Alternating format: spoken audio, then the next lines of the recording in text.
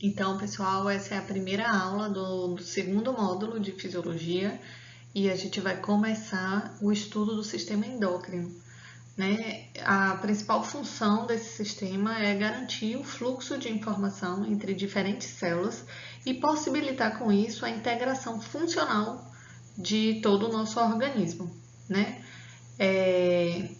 Essas informações, elas ocorrem a partir dos efeitos biológicos de moléculas químicas, que são os hormônios, que é o que a gente vai estudar. Lembrando que o sistema nervoso, ele atua juntamente com o sistema endócrino nessa função de coordenar e regular essa integração entre os sistemas do nosso corpo. Então, pessoal, para exercer essa atividade de coordenar as funções dos diversos sistemas do nosso corpo, a capacidade de comunicação entre as células é muito importante.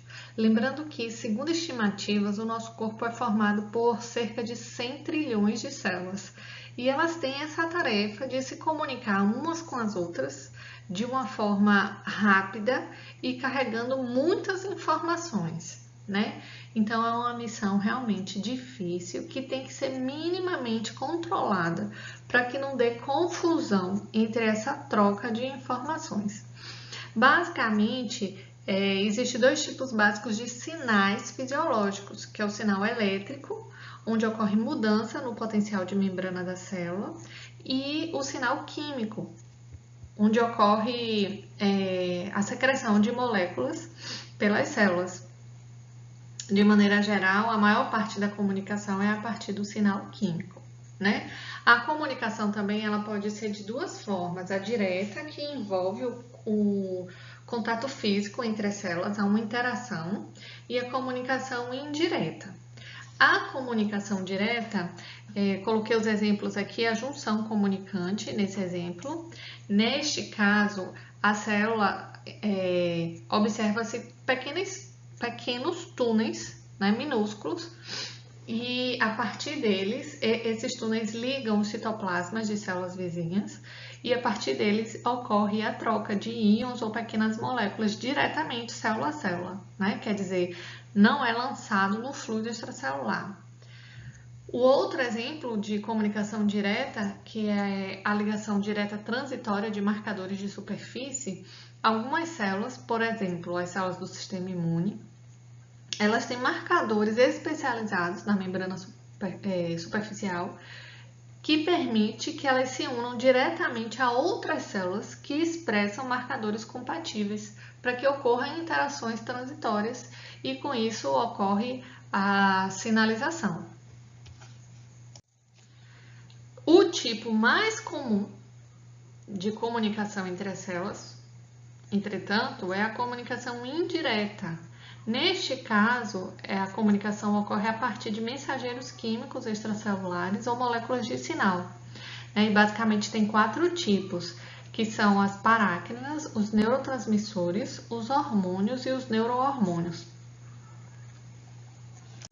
No caso da comunicação parácrina, o que ocorre é que os mensageiros químicos eles são locais e eles vão exercer efeito apenas sobre células vizinhas, né, dentro do mesmo tecido. Neste caso, essas substâncias são distribuídas por difusão simples dentro do fluido intersticial e sua ação ela restringe-se a curtas distâncias, né? Essas substâncias elas não entram no sangue em quantidade significativa, porque elas são rapidamente desativadas por enzimas locais, né? Um exemplo bem conhecido de substância parácrina é a histamina. Os neurotransmissores, né, são as substâncias que são liberadas pelos neurônios, né? Eles também têm um alcance muito curto e eles são liberados em resposta a sinais elétricos, né? Potenciais de ação são gerados e aí essas substâncias elas são lançadas e vão atuar num receptor específico que está naquele órgão inervado por aqueles neurônios. Os neurônios, gente, eles podem até carregar sinais elétricos por longas distâncias, né? Dependendo do comprimento do axônio. Mas o mensageiro químico, o neurotransmissor, ele vai atuar em curta distância, porque ele atua somente ao longo da fenda sináptica. Os hormônios, eles são mensageiros químicos de longa distância, né? Eles são secretados no sangue em resposta a um sinal adequado. E o sangue vai levar esse mensageiro a outros locais do corpo que vão exercer seu efeito naquele tecido que tem um receptor específico para o determinado hormônio.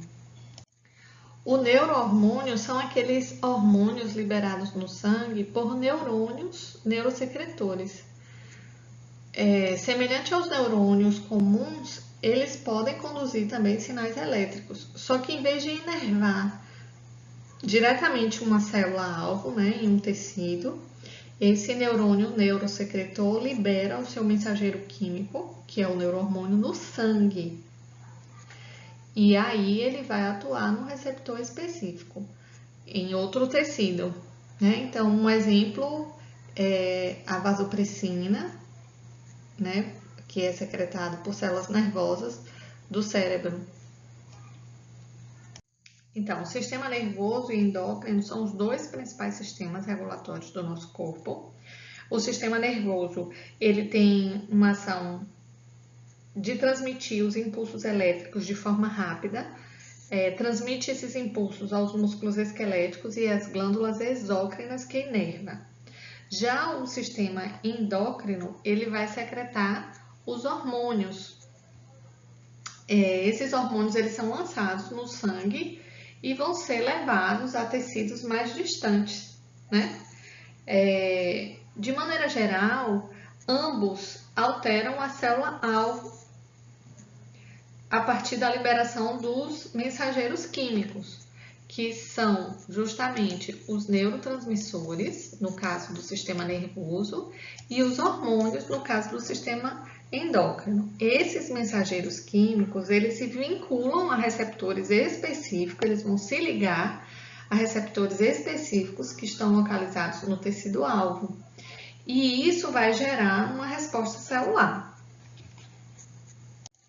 Existem algumas características anatômicas que distinguem esses dois sistemas, né? Na maneira que eles vão efetuar sua função e alcançar a especificidade, né? Alguns livros colocam a expressão de que o sistema nervoso exerce uma comunicação com fio e o sistema endócrino exerce uma comunicação sem fio.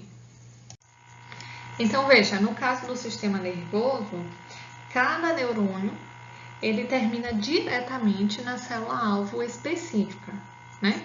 As informações são transmitidas ao longo de cadeias de neurônios até o destino, a partir da propagação do potencial de ação acoplado com a transmissão sináptica. No caso do sistema endócrino, né, as glândulas, elas não estão ligadas anatomicamente, elas não estão ligadas à célula-alvo. Os hormônios, eles são lançados, secretados no sangue e vão ser levados até os tecidos mais distantes. Então, considerando essas características anatômicas, a especificidade da comunicação neural depende justamente do tecido que aquele neurônio inerva. Nesse caso, cada neurônio tem um alcance de influência muito pequena. O neurotransmissor ele é liberado apenas na célula-alvo adjacente específica e depois ele é rapidamente desativado ou removido antes de entrar no sangue. Então, por exemplo, os neurônios motores que inervam os músculos esqueléticos, eles utilizam o mesmo neurotransmissor que é a acetilcolina. E todos os nossos músculos esqueléticos, eles têm receptores colinérgicos. Apesar disso, a gente consegue mexer só um dedo da mão, por exemplo, sem influenciar em nenhum dos outros dedos, né? E essa especificidade, ela ocorre justamente porque há a seletividade do neurônio motor estimulado, né? Conectado ao músculo que controla aquele dedo. Se a acetilcolina ela fosse liberada de forma indiscriminada no sangue, como ocorre no caso do sistema endócrino, né, nos hormônios, todos os músculos esqueléticos eles responderiam a uma contração de forma simultânea. E isso não acontece justamente por conta dos padrões específicos de fiação, que leva a uma linha direta de comunicação neurônio motor, célula-alvo. No caso do sistema endócrino, isso é bem diferente, né? Já que os hormônios eles são lançados no sangue e aí eles vão atingir basicamente todos os tecidos do nosso corpo. Mas a especificidade depende da especificidade do receptor da célula-alvo. Para que um hormônio exerça o seu efeito, ele primeiro deve se ligar a receptores específicos, localizados especificamente na célula-alvo que reconhece aquele hormônio. Por isso, por essas características, o sistema nervoso e o endócrino, eles são especializados no controle de atividades diferentes. De maneira geral, o sistema nervoso coordena respostas rápidas, precisas, e é muito importante na interação do corpo com o ambiente externo. Já o sistema endócrino, ele controla atividades que exigem duração e não velocidade, né? Já que depende do fluxo sanguíneo e de mecanismos de ação complexos. A ação, nesse caso, normalmente é mais lenta e prolongada.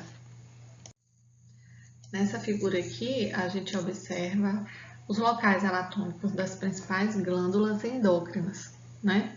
E os componentes do sistema endócrino, eles não estão anatomicamente interconectados, né? Elas estão espalhadas por todo o corpo, como vocês podem observar nessa figura.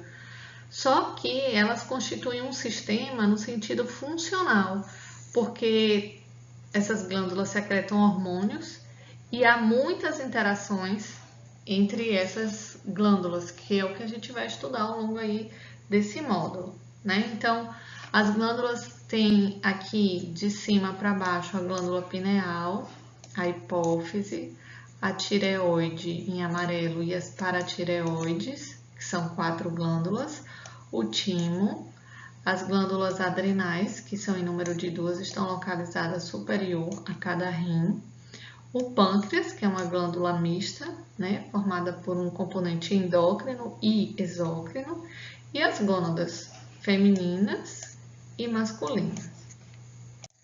Além disso, no nosso corpo, a gente tem outros tecidos que não são classicamente reconhecidos como parte do sistema endócrino, mas que produzem hormônio e têm um papel importante na regulação endócrina, né? Por exemplo, no sistema nervoso central, principalmente o hipotálamo, tem uma ação muito importante. No trato gastrointestinal, muitos hormônios são secretados, estimulando ou inibindo o processo digestivo. O fígado, o coração, os rins, né, também secretam hormônios que são muito importantes. E aí todas essas glândulas elas vão ter funções na regulação corporal, né, no metabolismo e balanço hidroeletrolítico, importante coletivamente para manter um ambiente interno constante, né? Tem ação importante no crescimento e desenvolvimento, no controle da reprodução e no comportamento, né? Visto que está relacionado à indução de mudanças adaptativas para ajudar o corpo a lidar com a situação de estresse. Certo, então a gente viu algumas considerações gerais sobre o sistema endócrino, né? Características anatômicas e funcionais importantes para determinar as suas ações. Vamos estudar agora características específicas que vão aí contribuir com o entendimento do estudo ao longo desse módulo, né? Os hormônios são considerados substâncias químicas não nutrientes capazes de induzir determinada informação entre uma ou mais células e isso gera uma resposta celular, né? No nosso corpo, a gente tem hormônios que atuam em tipos diferentes de células, por exemplo, o hormônio do crescimento e a tiroxina, né? O hormônio do crescimento, que é o GH, ele está relacionado ao crescimento dos nossos tecidos moles e do tecido ósseo, né? Então, o hormônio do crescimento ele é lançado no sangue, é secretado no sangue e ele vai atuar basicamente no nosso corpo todo. Mas não é porque ele não tem especificidade, e sim porque a maioria dos tecidos expressam receptores para o hormônio do crescimento, né? A tiroxina, que é um hormônio secretado pela tireoide, é muito importante no metabolismo do nosso corpo e a maioria das nossas células expressam receptores para esse hormônio. Então, eles vão atuar em diferentes células do corpo, em diferentes tecidos. Só que a gente tem hormônios também que eles vão atuar apenas em tecidos específicos, né? Então, por exemplo, aqui, os hormônios ovarianos, eles vão atuar apenas lá no tecido ovariano. Só vai ter receptor para aquele hormônio no ovário, né? O hormônio adrenocorticotrópico também ele vai atuar especificamente lá nas glândulas adrenais ou suprarrenais. Outra característica importante é que os hormônios são classificados em 2 grupos químicos, principalmente, né?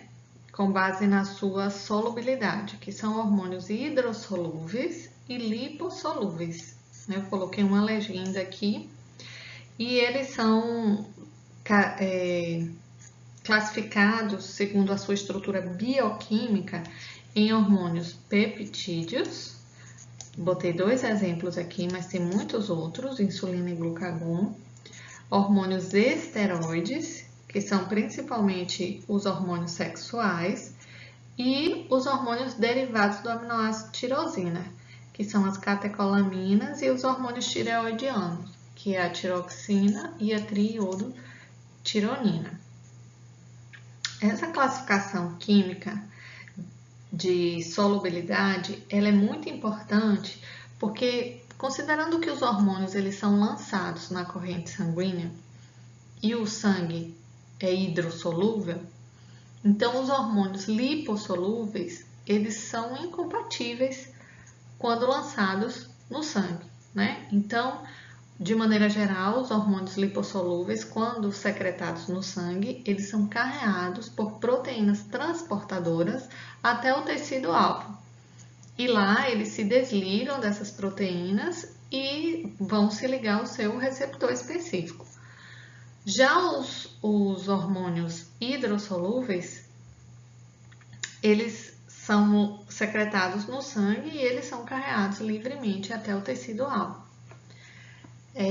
Outro fator também é que essa característica de solubilidade vai determinar a forma como ele vai agir lá na célula-alvo, no receptor da célula-alvo, né? E uma coisa que eu esqueci de falar é que uma vez ligado em proteínas transportadoras, isso tem uma função importante que quando o hormônio está ligado na proteína, isso acaba aumentando o tempo de meia-vida plasmática desse hormônio, né? Quando ele está livre, o tempo em que ele é degradado é mais rápido. A gente vai ver ao longo do estudo que alguns hormônios hidrossolúveis, apesar de hidrossolúveis, eles também podem ser carreados por proteínas transportadoras, mas isso a gente vai ver mais para frente. De maneira geral, aqui nessa primeira aula, é importante a gente ter em mente que os hormônios hidrossolúveis, eles são transportados livremente na corrente sanguínea até o tecido-alvo e os lipossolúveis, eles são carreados a partir de proteínas transportadoras. Para essa aula de noções iniciais, eu coloquei aqui 2 principais mecanismos de ação dos hormônios, né? que são aqueles que atuam em receptores de superfície celular e aqueles que atuam em receptores nucleares. Ao longo das nossas aulas sobre cada glândula, vocês vão perceber que existem outros mecanismos, certo? Mas para a gente ter essa noção inicial, vamos focar nesses dois, né? De maneira geral, os hormônios hidrofílicos atuam nos receptores de superfície e os hormônios lipofílicos atuam nos receptores nucleares, né? Os hormônios lipofílicos, pela sua característica química, eles têm a capacidade de atravessar as membranas, que são bicamadas lipídicas, e chegar até o receptor nuclear, né? Nesse caso aqui. Já os receptores hidrofílicos, eles não são compatíveis com essa travessia da membrana, então eles atuam em proteínas transmembranas mediante sistemas de segundo mensageiro, certo? Quando o hormônio, nesse caso aqui, essa bolinha vermelha, se liga à proteína G, isso vai ativar a proteína e ela se separa do complexo. E esse complexo separado, ele trafega ao longo da superfície interna da membrana plasmática até atingir uma outra proteína transmembrana, que é uma proteína executora. Nesse exemplo aqui, a proteína executora é a adenililciclase. A adenililciclase, então, ela vai ser ativada e vai alterar a sua atividade. Nesse caso, induz a conversão do ATP em AMP cíclico ao dividir 2 fosfatos, né? O AMP cíclico, por sua vez, ele vai atuar como segundo mensageiro e ele vai ativar uma série pré-programada de passos bioquímicos dentro da célula para causar a resposta ditada pelo primeiro mensageiro, que é o hormônio, certo? Então, o hormônio se ligou à proteína, isso gerou uma cascata de reações que culminou na produção de um segundo mensageiro, nesse caso o AMP cíclico. O AMP cíclico é responsável por uma cascata de reações ditadas lá pelo primeiro mensageiro. Em relação aos hormônios lipofílicos, eles, de maneira geral, se ligam a receptores intracelulares, né? E essa ligação do hormônio ao receptor ativa um gene específico dentro da célula que vai codificar uma proteína. E essa proteína, que é uma proteína enzimática ou estrutural, ela produz a resposta final desse hormônio. Como se dá o controle desses hormônios, né, que são produzidos e secretados no sangue? O que determina que eles precisam ser produzidos em maior quantidade ou que a glândula precisa parar de produzi-lo, né? A principal forma de controle é por retroalimentação ou feedback, né? Então, de maneira geral, quando a concentração de hormônio está alta, a quantidade está elevada, mecanismos de inibir a produção são estimulados. E quando a concentração do hormônio está baixa no sangue, mecanismos de estimular a produção são ativados. Esse mecanismo ele pode ser feito de uma forma direta, né? Por exemplo, o controle da secreção da insulina e do glucagon é direto. O que determina a secreção de insulina é o aumento da concentração de glicose no sangue. Aumentou a glicose, a secreção de insulina é estimulada. Diminuiu a glicose, essa secreção diminui. E no caso do glucagon, diminuiu a glicose e isso estimula a produção do glucagon, né? Então, é um controle direto de regulação. Mas tem também um controle hierárquico, né? Que envolve o hipotálamo, a hipófise e a glândula secretora do hormônio, né? Então, nesse exemplo aqui do slide, eu coloquei a glândula suprarrenal, especificamente o córtex, que secreta esse hormônio aqui, o cortisol. Então, observe que para essa glândula produzir o cortisol, um eixo é ativado. No hipotálamo, neurônios hipotalâmicos secretam um hormônio liberador, que é o hormônio liberador de corticotropina. Esse hormônio ele vai cair na circulação porta, hipotálamo, hipófise, que a gente vai estudar na próxima aula, e vai estimular células específicas da hipófise a secretar um segundo hormônio, que é o ACTH, que é o hormônio adenocorticotrópico. Esse hormônio, ele cai na corrente sanguínea e ele vai atuar especificamente no córtex da glândula adrenal. Um dos hormônios que ele estimula a produzir é o cortisol. O cortisol, por sua vez, quando produzido, ele vai mandar um sinal de feedback negativo tanto para o hipotálamo quanto para a hipófise. Esse feedback periferia, sangue até o hipotálamo, a gente chama de feedback de alça longa. E até a hipófise, alguns livros chamam de feedback de alça curta. Então, a concentração do cortisol determina esse feedback negativo, o hipotálamo para de produzir o liberador, a hipófise para de produzir o adenocorticotrópico e, com isso, o estímulo ao córtex é cessado, até que a concentração do cortisol cai no sangue e aí o eixo volta a ser estimulado, o hipotálamo volta a produzir o liberador, a hipófise volta a produzir e a glândula novamente é estimulada a produzir cortisol. Então, para finalizar essa primeira aula, outro ponto muito importante é que os hormônios eles podem ser secretados a partir de pulsos secretórios, né? Que determinam o ritmo de secreção. E vai variar, a gente vai ver que vai variar dependendo do hormônio, né? Tem hormônios que tem pulsos em intervalos curtos, né? De 20 a 30 minutos, e tem hormônios que têm pulsos secretórios com concentração ao longo do tempo, né? Então, por exemplo, o cortisol, a secreção dele varia ao longo do dia e, de maneira geral, o pico de secreção é pela manhã, no início da manhã. Isso é muito importante que a secreção seja dessa forma para preservar o efeito biológico do hormônio.